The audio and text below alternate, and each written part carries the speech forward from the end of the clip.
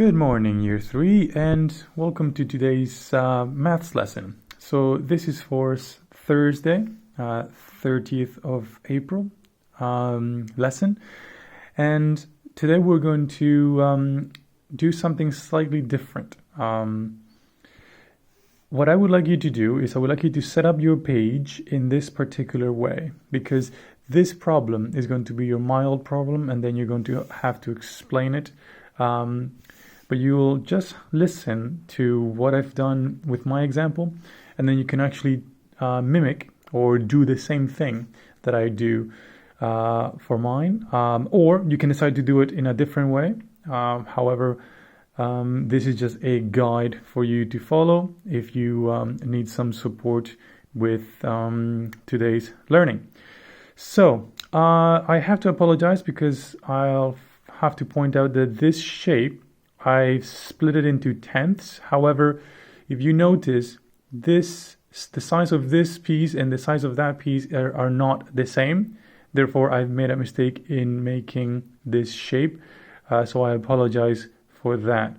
And unfortunately, I didn't have a rubber, so I wasn't able to rub out and make it how it should be. So I just want to point that out, that obviously tenths, it needs to be the whole, which is all of this shape, needs to split up into 10 equal parts, and unfortunately my shape doesn't show that, but just pretend that this is the same size as the rest. Okay, so I start in this particular problem.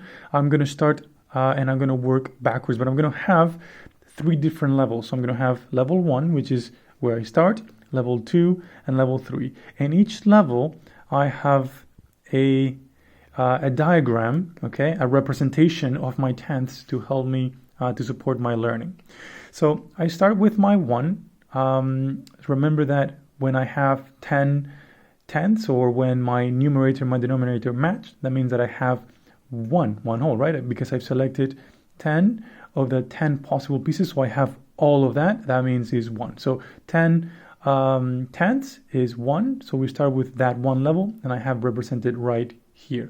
Now for the next level, what how I decided to represent this was, well, I know that this has been partitioned, okay, this has been broken up. So I have 4 tenths here, so 1, 2, 3, 4 tenths, and I know that these two, okay, need to add up to 10 tenths. So if I already know that this one is 1, 2, 3, and 4, therefore this one must be 1, 2, 3, 4, 5, and 6, because they are the remaining tenths that I have here. So I will write here a 6, because I have 6 tenths. And again, if I have 4, 1, 2, 3, 4, the remaining to make up 10 tenths must be 1, 2, 3, 4, 5, and 6.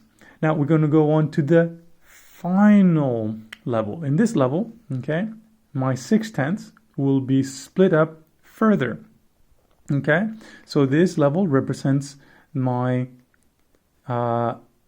tenths here, but then for this one I'm going to use this one. So I have 2, okay, so I have 2, 1, and actually I'm going to use these 2 right here. So I have 1 and 2, okay, because remember that this 1, 2, 3, and 4, that's to do with this one right here, and I have 1, 2, 3, 4, 5, and 6 over here, and I have taken 2, 1, 2 out of those. So therefore, for this, I must have 1, 2, 3, and 4.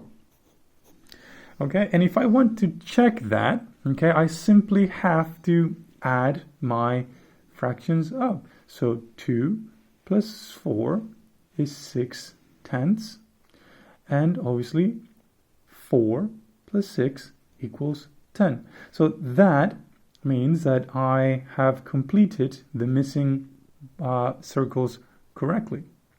Now, if you have any questions about today's learning, please make sure to send us an email.